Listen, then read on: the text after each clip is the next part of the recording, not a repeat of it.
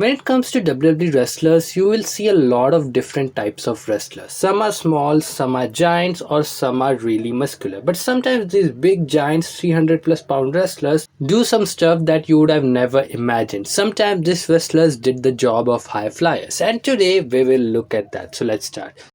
So let's start with Mark Henry. This 300-pound plus wrestler did something so unbelievable that commentators went crazy. So this is a story of Kurt Angle versus Undertaker on an episode of SmackDown. During the ending of the match, Kurt Angle came and attacked Taker. He attacked Taker, he kept him on the announcer's table, and then he gave a diving splash to Undertaker on the commentator's table. This was the most and the hardest high-flying thing Mark Henry has ever done in his WWE career, but it looked so scary and disastrous. And this was really insane. The next guy is Rikishi, and the stuff that Rikishi did was out of the world. So this was a story of a steel cage match, Rikishi versus Val Venus. Now this was a mid-card feud with Intercontinental title on the line, but Rikishi climbed on the top of the cage, adjusted himself and literally jumped from the top of the cage, literally a type of frog splash. Now it would have been okay if Rikishi was a 200-pound guy or a 300-pound guy, but this was a 400 plus pound guy, and this was outstanding, but it was really dangerous. The next giant who did some stuff like this was Kane. Now Kane is also a 300-pound plus wrestler, and in his prime he did something unique. So at WrestleMania 17, a triple threat match took place: Kane versus Raven versus Big Show for the hardcore title. This was a really huge match. So during the ending of the match, Kane threw both Big Show and Raven off the stage, and then Kane jumped from the stage giving a leg drop. It was not a huge thing, but the athleticism from Kane showed here was really good. One time Kane also jumped from the top of the cage, and this is also the story of a steel cage match. It was Kane versus X-Pac. Kane climbed the top of the cage and jumped from there, giving a jumping clothesline to X-Pac. This was also wild. And the next guy who did stuff like this was Bronson Reed. So this is a story of an episode of Raw where Bronson Reed and Braun Strowman was brawling,